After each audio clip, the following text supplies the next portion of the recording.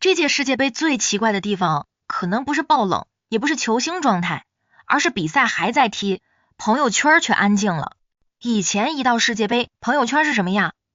有人熬夜看球，有人发比分，有人发段子，有人根本不懂球，也要跟着说一句今晚天台见。一个精彩进球很快就能刷屏，一个门将失误第二天就会变成表情包，一个解说员的金句能被反复转发好几天。那时候的世界杯不只是一场比赛，更像是一场全民参与的公共事件。可现在呢，比赛还在，新闻还在，冷门也还在，但你打开朋友圈，好像没以前那么多人聊了。所以问题来了，世界杯到底是变冷了，还是被锁起来了？这期我们不聊谁赢谁输，也不聊哪个球星封神，别人看世界杯看比分，我更想看一个问题，为什么世界杯还在，但它的公共讨论变少了？世界杯最值钱的不是比赛，很多人以为世界杯最值钱的是比赛，当然比赛很重要，球星、球队、进球、冠军，这些都是世界杯的核心。但从商业角度看，世界杯真正值钱的可能不是那90分钟的比赛本身，而是90分钟之外发生的一切，是朋友之间的讨论，是办公室里的预测，是短视频里的二创，是朋友圈里的吐槽，是那些明明不看球的人也知道今天谁爆冷了，谁又封神了。这才是世界杯真正厉害的地方，它不是一场普通体育赛事，它是一台全球注意力机器。世界杯版权为什么贵？不是因为一场球本身值多少钱，而是因为它能在1个月内把大量人的注意力集中到同一个事件上。对平台来说，这是流量；对广告主来说，这是曝光；对品牌来说，这是借势营销；对FIFA来说，这是超级 IP 的真正价值。但问题在于，世界杯的商业价值不只来自观看，更来自传播。你只看比赛是第一层价值，你看完以后发朋友圈，别人被你带动去看，这是第二层价值。别人在做表情包、剪视频、写段子、发评论，这是第3层价值。这才是世界杯真正的商业飞轮。比赛制造情绪，情绪制造讨论，讨论制造热度，热度再反过来抬高版权和广告价值。可现在这个飞轮正在被掐住，版权保护没错，但普通人不敢发了。我先说清楚，版权保护本身没有错。FIFA 要组织赛事，转播方要花钱买版权，平台要做技术解说、包装和运营。如果没有版权保护，谁还愿意花大价钱买转播权？所以保护版权当然合理，甚至是必须的。但问题是，版权保护一旦做得过紧，就会产生另一个结果。你保护了内容资产，但可能压缩了内容传播；你守住了版权边界，但可能削弱了公共讨论；你避免了盗播，但也可能让普通人不敢表达。很多人不是不知道世界杯，也不是没有情绪，而是不知道什么能发，能不能截屏，能不能剪进球，能不能做动图，能不能配解说，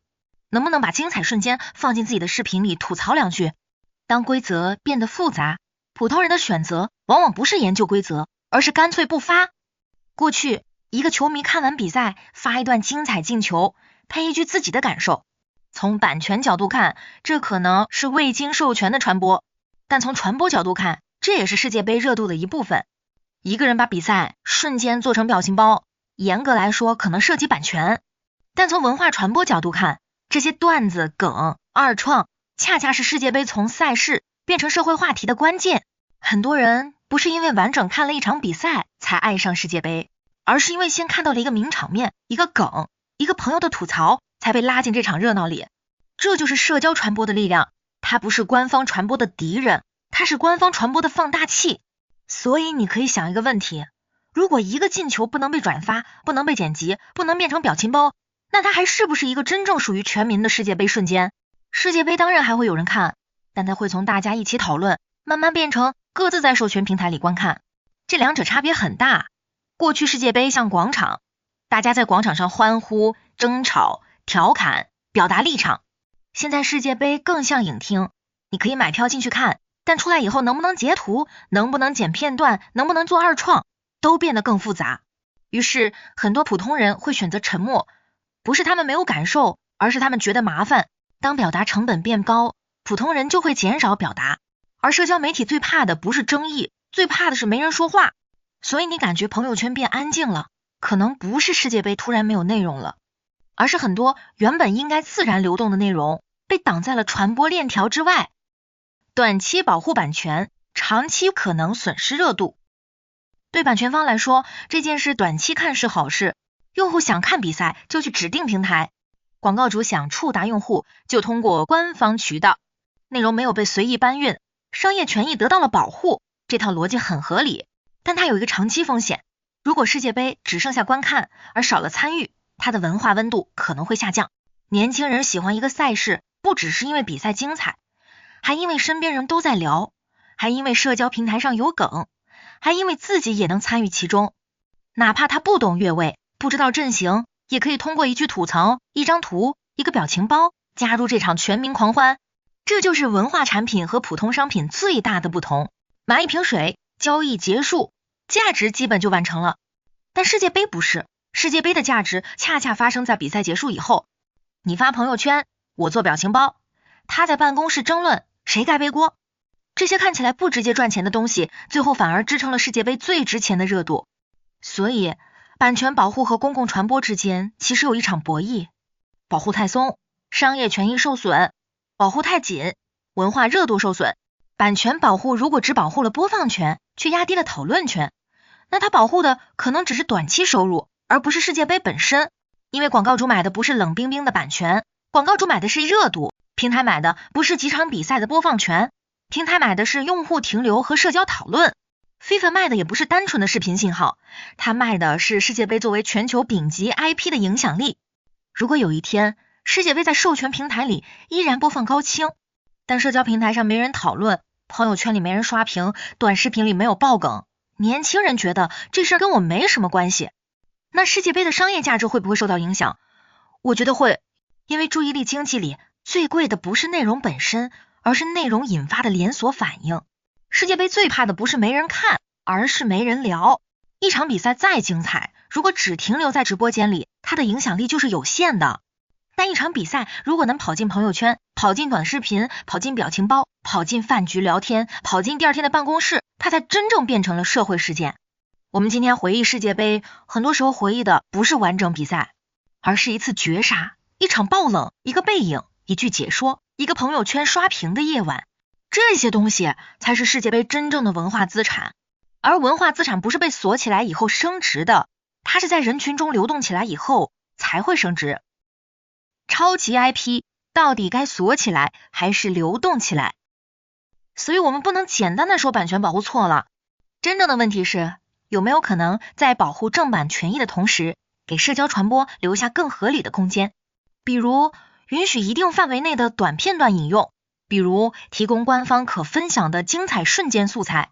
比如让普通用户可以在明确规则下参与评论和二创。因为今天的观众早就不只是观众，他也是传播者、评论者，也是内容再生产者。你不能只让他看，不让他说。如果你只允许他看，不允许他传播，那他和世界杯之间的关系就会变浅。所以世界杯还在，朋友圈怎么没了？不是因为世界杯突然不重要了，而是因为世界杯的传播方式变了。过去世界杯的热度会从电视机里流出来，流进朋友圈，流进饭局，流进办公室，流进每个人的日常生活。现在它正在被重新收回到授权平台和版权规则里，这短期内保护了版权，但长期看也可能削弱世界杯最宝贵的东西——全民参与感。这背后的启示不只属于世界杯，电影、音乐、综艺、体育赛事、游戏、动漫，所有超级 IP 都会遇到同样的问题。你到底是想把内容锁起来卖得更贵，还是让内容流动起来变得更大？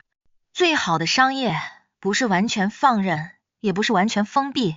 而是在版权保护和用户参与之间找到一个平衡点。因为真正有生命力的 IP 不是只靠授权合同活着，它还要活在用户的表达里，活在段子、表情包、二创、争吵和回忆里。一个超级 IP 真正的衰落不是没人播放，而是没人再把它放进自己的生活里。所以这届世界杯最值得看的不只是哪个队会赢，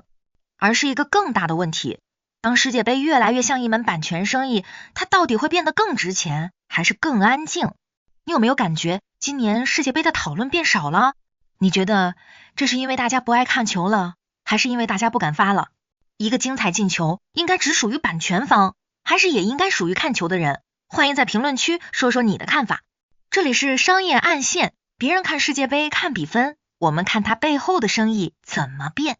关注我，我们下期接着聊。